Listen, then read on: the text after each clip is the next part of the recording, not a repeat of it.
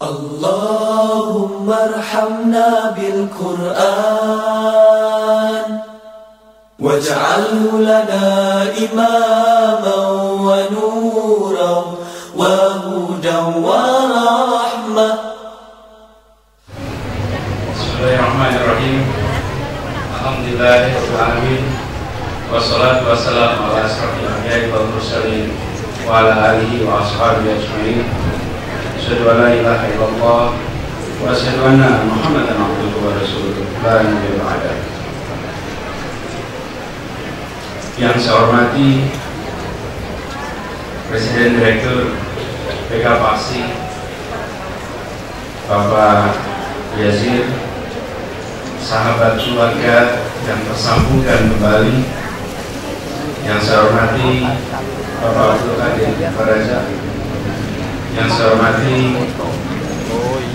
Kepala Daerah Gubernur Daerah Istimewa Yogyakarta yang mewakili,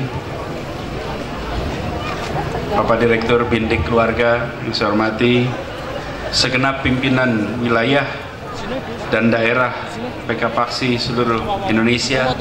Assalamualaikum warahmatullahi wabarakatuh. Alhamdulillah, saya benar-benar bersyukur pada siang hari ini bisa berkumpul bersama menghadiri pembukaan Kongres Guru Al-Quran di Jogokarian ini. Dan pada saat Pak Yazir mengabarkan mengenai ini, saya sampaikan insya Allah saya hadir. Bukan saja karena kita punya ikatan yang panjang, tadi disampaikan oleh Pak Yazir, kita ini sahabat keluarga. Pak Yazir dulu bersama dengan Allahyarham kakek saya dan putranya Pak Yazir, namanya Sofwan Albana, itu menjadi partner kerja saya selama bertahun-tahun di Jakarta sebelum menyelesaikan doktornya di Jepang. Jadi saya merasa bersyukur, lalu diberitahu ini adalah Kongres Guru Al-Quran Indonesia. Maka saya katakan insya Allah hadir, dan alhamdulillah hari ini bisa bertemu sama-sama dengan Bapak Ibu sekalian di sini. Allahu Akbar. Dan Jogokarian ini bukan tempat yang asing. Saya mainnya masih kecil ke sini, Pak. Saya sekolah di SMP 5, banyak sekali teman-teman yang berasal dari sini. Jadi saya sering main di laboratorium di utara sana. Buat Bapak Ibu dari seluruh Indonesia mungkin tidak hafal, tapi kalau buat saya Jogokarian ini ada Roro Jonggrang, ada Swasti kita, itu semua teman-teman yang sering kita main-main sama-sama. Jadi kembali ke sini seperti kembali ke kampung halaman sendiri. Dan kumpul dengan Bapak Ibu semua Guru Al-Quran Indonesia. Kedua, saya ingin menyampaikan apresiasi. Ibu dan Bapak sekalian menjalankan peran mengajarkan pada anak-anak kita Al-Quran, meneruskan tradisi Rasulullah. Insya Allah bukan saja generasi masa depan disiapkan oleh Bapak Ibu sekalian, tetapi aliran pahala untuk Bapak Ibu sekalian akan terus mengalir sampai di akhirat nanti.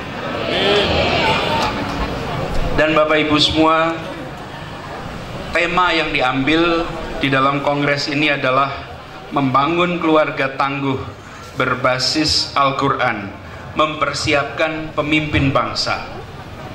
Begitu kita berbicara anak muda, pendidikan, maka kita bicara masa depan. Itu bedanya antara lembaga pendidikan dengan museum. Kita datang ke museum untuk lihat masa lalu, tapi datang ke sekolah untuk lihat masa depan. Karena itu tidak boleh sekolah kita seperti museum.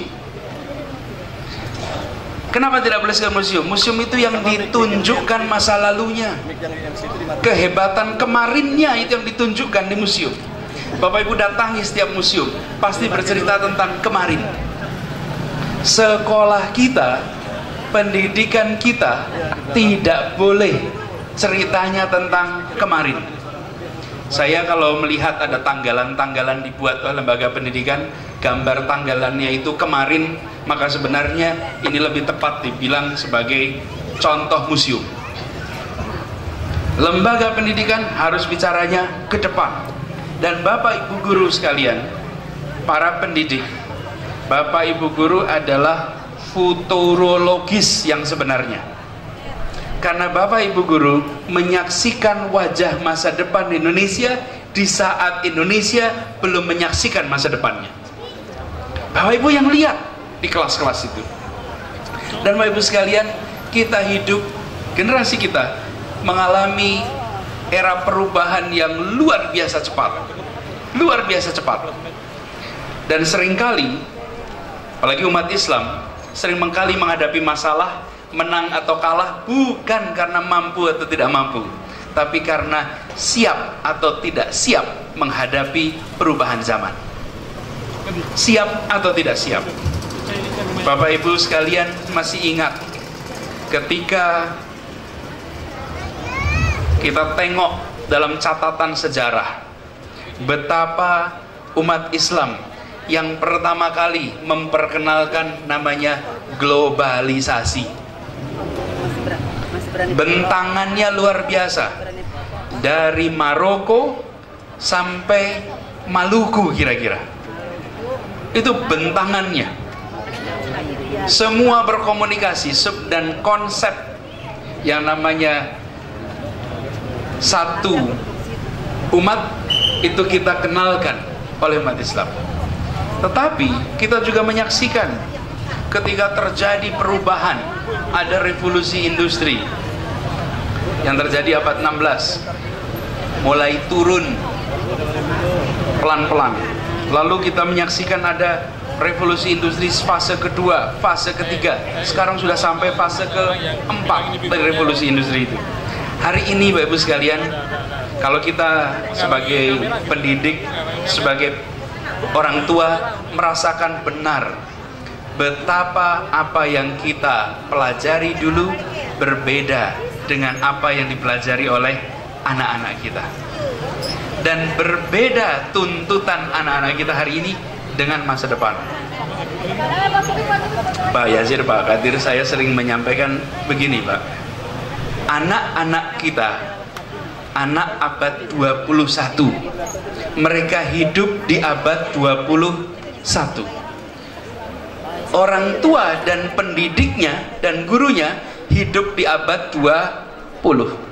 Sekolahnya abad 19. Cara kita mengatur kelas, cara kita mengatur sekolah masih 19 ke belakang.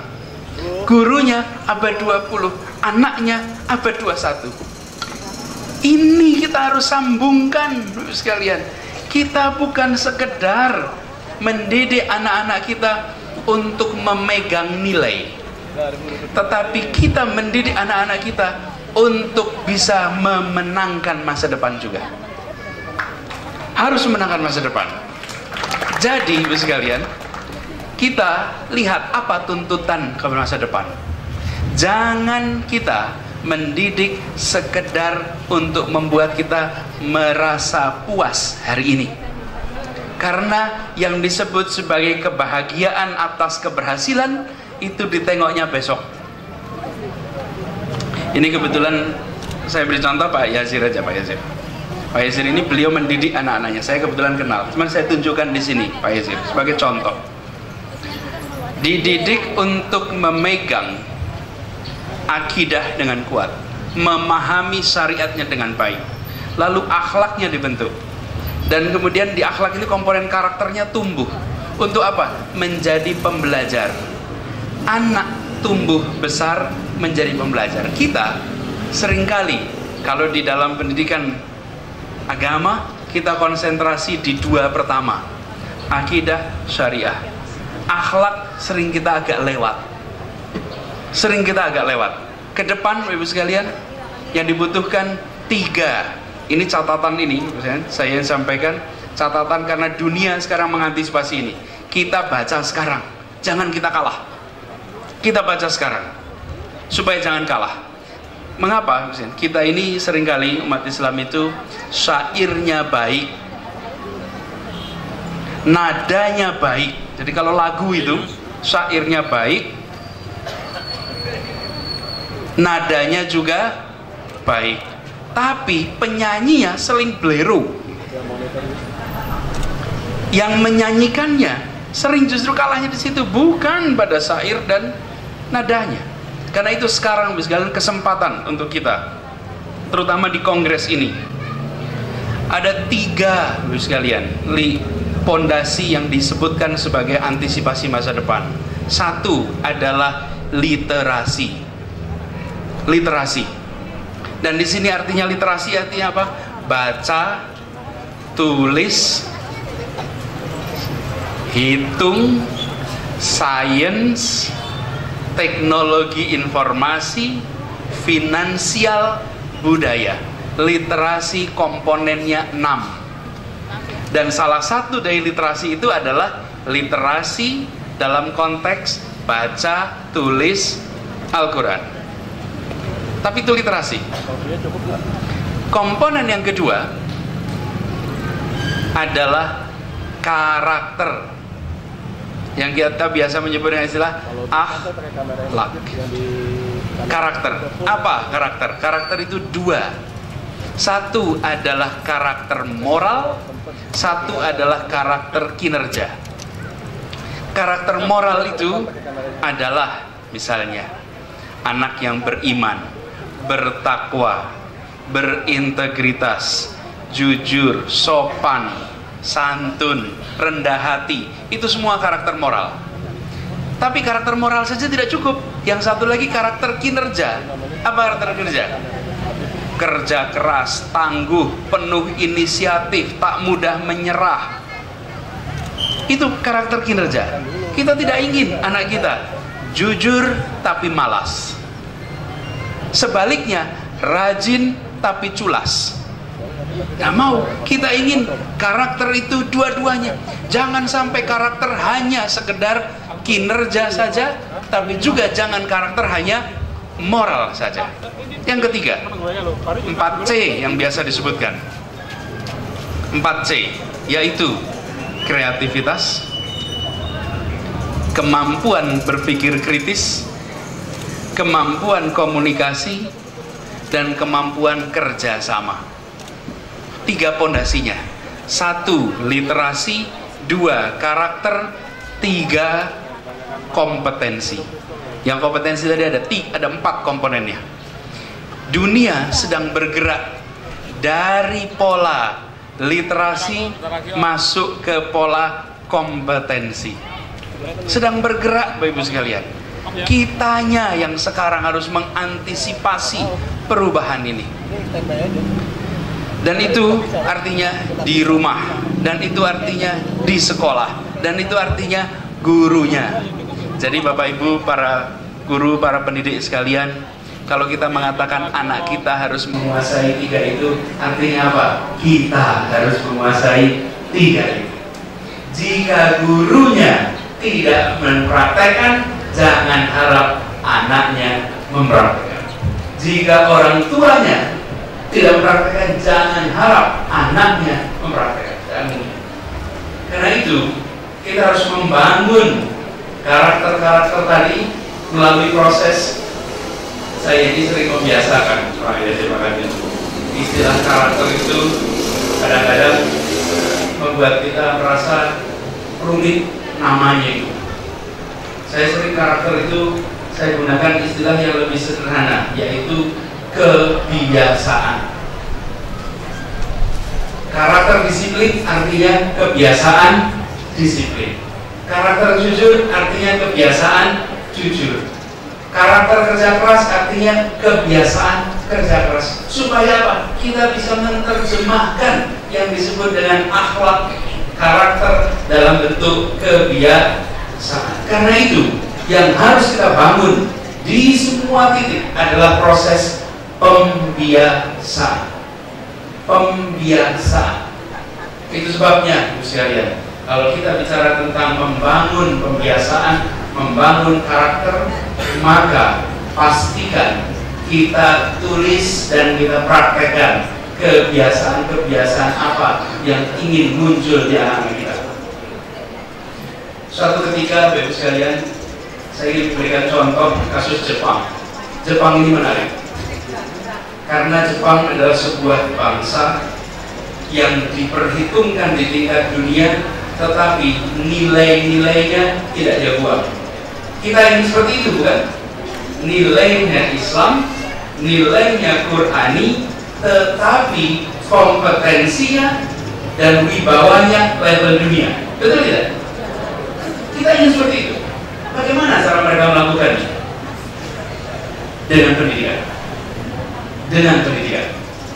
Dan pendidikannya pada proses pembiasaan. Ini pengalaman pribadi. Satu ketika saya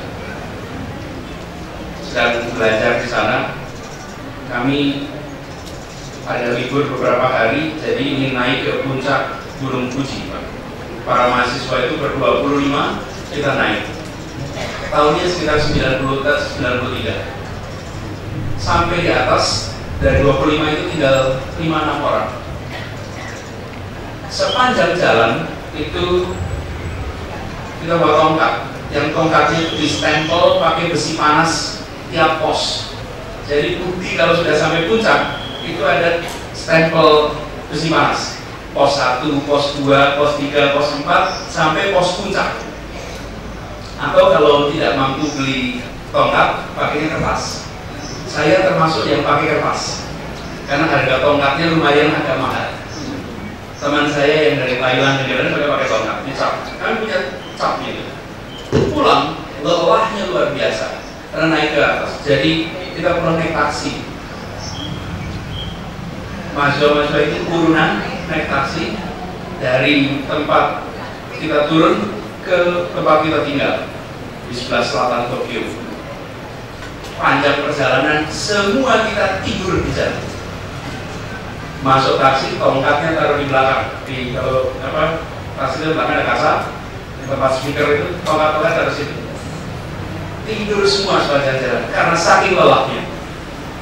Begitu sampai bayar, turun, taksinya bablas, tongkatnya terbawa taksi, lalu semuanya tidur bangun turun. Nah itu bukti kalau sampai puncak. Sekarang zaman itu belum ada HP, tidak bisa SMS, habis sudah. Saya yang pakai kertas yang masih senyum karena saya masih punya bukti nih, saya sampai ke puncak. Yang pakai tongkat, nah sudah, dilepas, dilepas itu sudah dilepaskan. Gelonya luar biasa karena ngulangi gelahnya top, lepas sudah.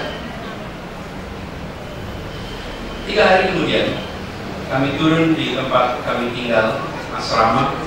Ada pengumuman besar sekali, dituliskan bahwa siapa merasa kehilangan tongkat di taksi nomor sekian hari ini, tujuan dari mana. Supir taksi itu tidak tahu siapa penumpang-penumpang itu. Dia mengirimkan tongkatnya dibungkus rapi dari kota tempat dia tinggal, dikirim kembali ke hotel itu, yang ke asrama itu, yang dia tidak tahu dikirimnya ke siapa. Dikirimkan ke asrama itu, hanya disebut saya mengantarkan penumpang tanggal sekian, jam sekian, ini tongkatnya. Diantar kembali, dan kita semua terheran-heran semuanya. Barang hilang bukan hanya ketemu, dikembalikan pakai ongkos dari si supir taksi. Apa yang terjadi, Ibu sekalian? Dia dididik untuk terbiasa membedakan mana miliknya dan mana bukan miliknya. Terbiasa melalui proses pembiasaan. Jadi kalau lihat ada barang bukan miliknya di tempat dia, maka kebiasaannya adalah mengembalikan. Dan kalau ditanya, dia bingung kenapa dianggap salah. Kalau kita tanya, Bapak kenapa kok dikembalikan? Pasti nggak bisa jawab. Ya bukan punya saya. Ya sederhana sekali. Tidak ada bicara demi kejujuran, demi penegakan, nggak ada. Ya bukan punya saya. Sederhana sekali. Jadi di Jepang itu barang hilang ketemu. Nah kita di sini menghadapinya apa? HP dipegang hilang. Dipegang hilang. Saya mengalami hal yang sama. Tapi apakah seperti itu semua? Tidak. Pengalaman saya di kantor di Kemdikbud. Kemdikbud itu memiliki sebuah piano. Piano di Kemdikbud itu ada sebuah piano. Saya diberitahu ini pianonya piano hebat, Pak. Kenapa? Karena tutsnya, ini apa tuts itu tempat keyboardnya itu terbuat dari gading asli. Piano gading asli, jadi piano tua. Lalu penjaganya di situ bukan penjaga lah, yang merawatnya bagian apa inventaris barang. Orangnya sangat sederhana sekali. Saya diceritai oleh direkturnya, Pak, beliau ini suatu ketika membawa piano tadi ke servis piano Yamaha.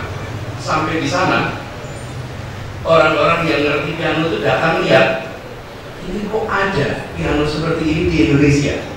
Ini dibelinya pasti zaman lama sekali. Lalu apa yang terjadi? Ada salah satu orang yang datang dan bilang, Pak, saya tukar piano yang sama persis. Yang sama persis. Tinggal diganti nomor inventarisnya. Oke? Dan Bapak akan diberi uang 2 miliar.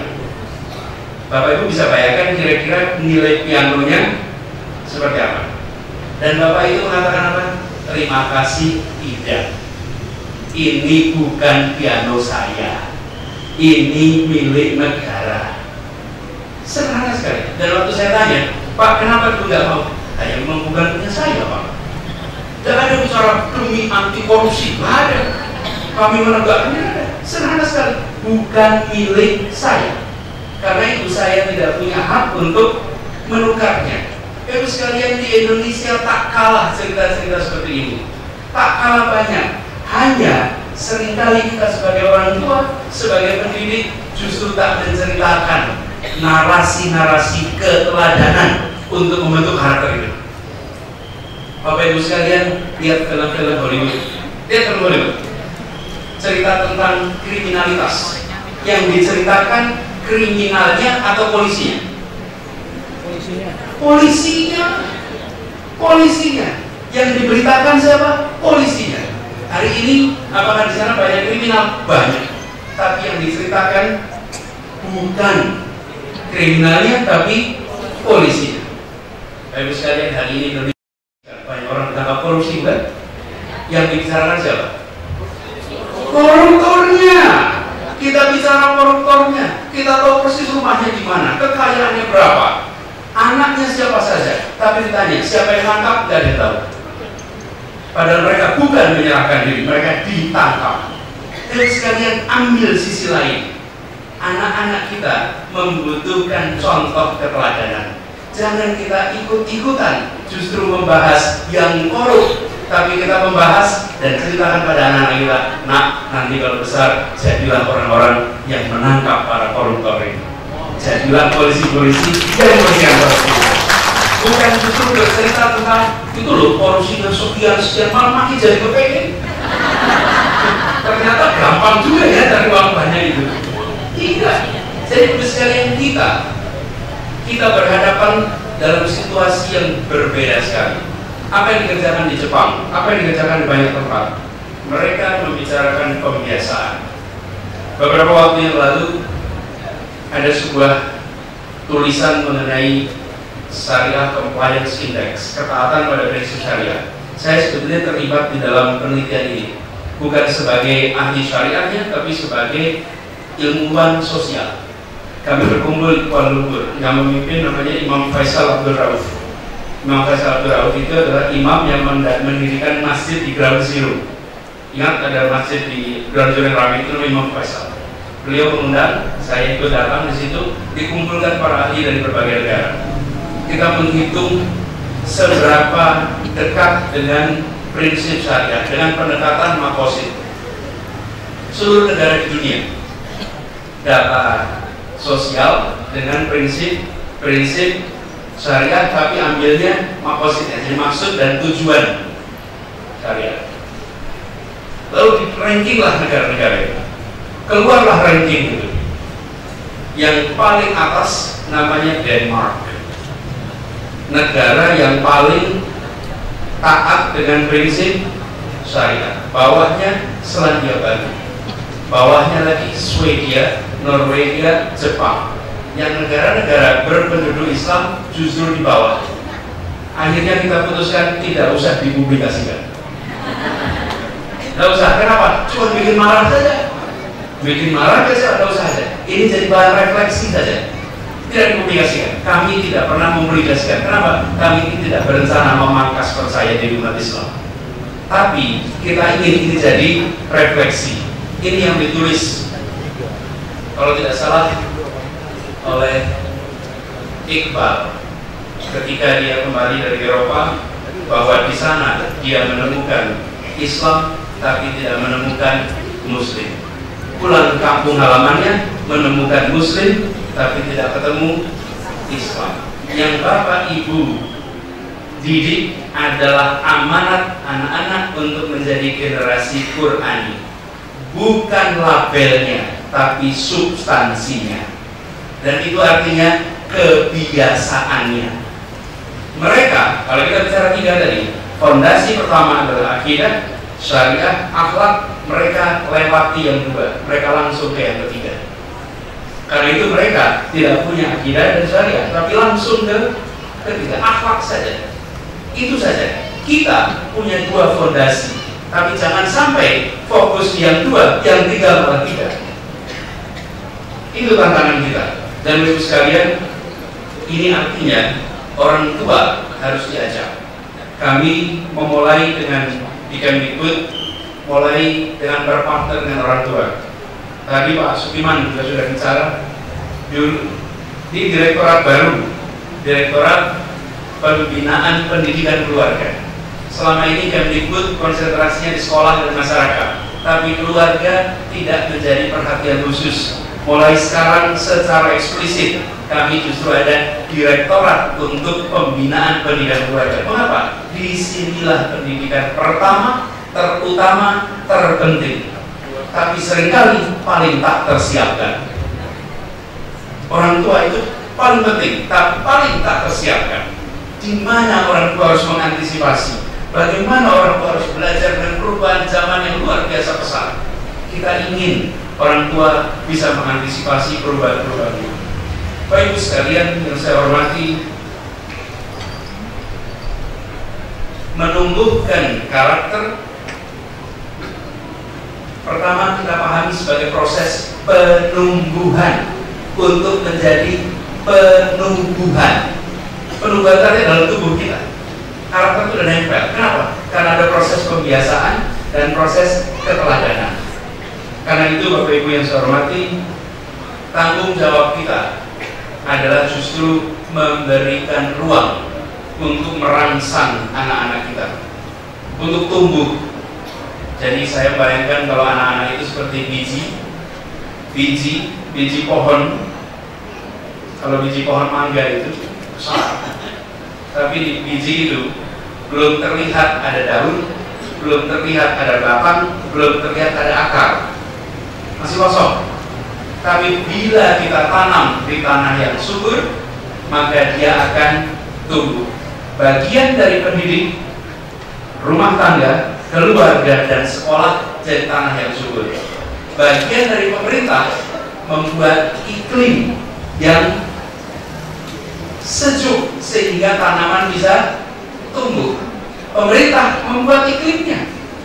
Pemerintah membantu mensuplai airnya, mendorong agar cuacanya, iklimnya memungkinkan, tetapi tempat tumbuhnya tetap di tanah rumah dan di tanah keluarga dan di tanah sekolah. Karena itu di tangan Bapak Ibu sekalian bibit ini. Saya usul jangan pernah menggunakan istilah mencetak generasi baru. Bukan, ini bukan percetakan. Ini pendidikan. Membentuk bukan. Ini bukan kasongan yang kita membentuk, bukan. Ini adalah penumbuhan. Karena setiap dan anak-anak kita lahir dengan karakter pembelajar. Masuk sekolah, karakter pembelajarnya pelan-pelan hilang sampai habis. Sekolah seringkali justru yang mematikan karakter pembelajar. Kita punya tanggung jawab untuk mengubah itu. Karena itu sekalian saya berharap Kongres Guru Al-Quran ini bukan saja kesempatan untuk saling belajar, saling menunjukkan, saling menceritakan praktek-praktek terbaik, tapi saya usul ini forum untuk mengantisipasi yang dibutuhkan di masa depan. 3 tadi, literasinya, karakternya, kompetensinya. 3 itu kita siapkan untuk anak-anak kita. Dan kabarkan pada semua bahwa untuk menang kita siapnya sekarang. Lalu kita lihat sekolah-sekolah kita, rumah-rumah kita, sudahkah menjadi percontohan masa depan atau lebih mirip museum-museum? Kalau lebih mirip museum, mari kita ubah. Jika ceritanya masih masa lalu, mari kita ubah. Siapkan untuk masa depan. Dan jangan takut, Bapak sekalian, jangan takut untuk melakukan terobosan. Jangan takut yang disebut tradisi. Yang kita sebut tradisi adalah inovasi di masa lalu. Allahumma dzakirna minhu ma nasina, allimna minhu ma jahilna.